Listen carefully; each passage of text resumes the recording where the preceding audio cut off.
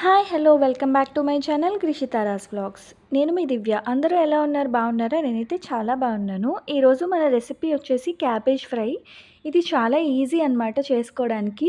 చాలా బాగుంటుంది కూడా.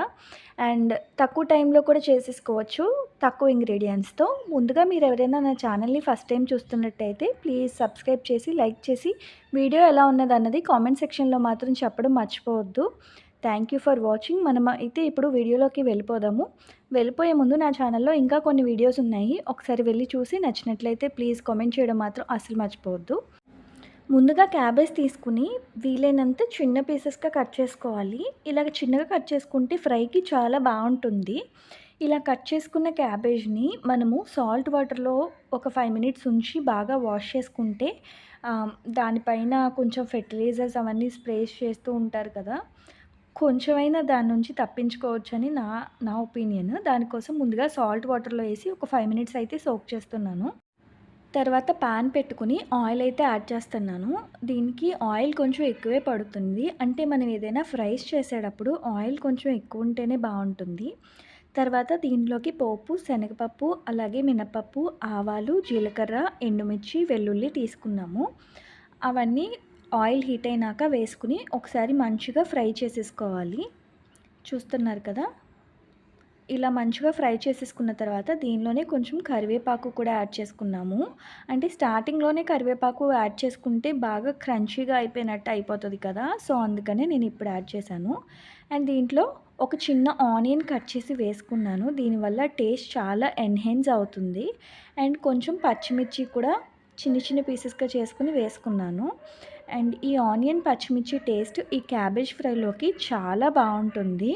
అందుకనే నేను ఇలా యాడ్ చేశాను. మీకు పచ్చిమిర్చి టేస్ట్ అంత నచ్చదు అనుకున్నప్పుడు మీరు దాని ప్లేస్లో ఎండుమిర్చిని కూడా యాడ్ చేసుకోవచ్చు, అంటే ఇంకాస్త ఎక్కువ. సో ఇవి రెండు యాడ్ చేసేసి కొంచెం బాగా ఫ్రై అయిన తర్వాత కొంచెం పసుపు వేసుకున్నాను.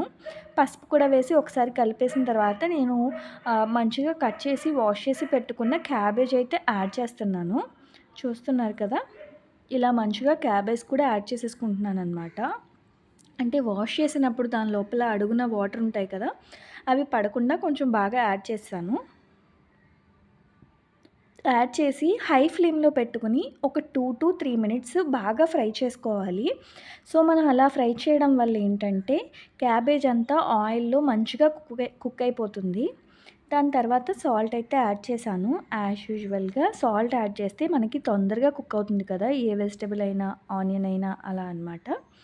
సో అందుకని సాల్ట్ యాడ్ చేసి మూత పెట్టుకొని ఒక 5 to 6 మినిట్స్ అలా ఉంచేసుకోవాలి. ఉంచుకున్న తర్వాత తీసి చూస్తున్నారు కదా, మనకి మంచిగా కుక్ అయిపోయినట్టుగా అనిపిస్తుంది కదా. ఒకసారి మధ్య మధ్యలో కలుపుకుంటూ మళ్ళీ ఒకసారి మూత పెట్టేసుకొని కుక్ చేసేసుకోవాలన్నమాట. ఇలా ఒకసారి బాగా కలుపుకోవాలి. మనకి ఆ క్యాబేజ్ ఏదైతే ఉందో అది కొంచెం ఎక్కువ పచ్చివాసన అనిపిస్తూ ఉంటుంది కదా, దానికోసం అనమాట.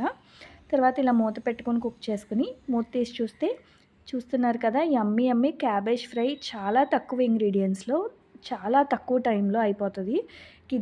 కిడ్స్కి లంచ్ బాక్స్ కానీ అలా ప్యాక్ చేయడానికి కూడా చాలా మంచిది అండ్ చాలా హెల్దీ కూడా. ఇది రైస్లోకి కానీ చపాతీలోకి కానీ చాలా బాగుంటుంది.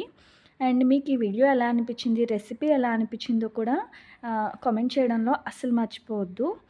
And thank you for watching. Please to subscribe అండి. అండ్ ఇక్కడ చూస్తున్నారు కదా, దీనిలో మనం కావాలంటే నిమ్మకాయ కూడా వేసుకోవచ్చు అనమాట. Thank you for watching.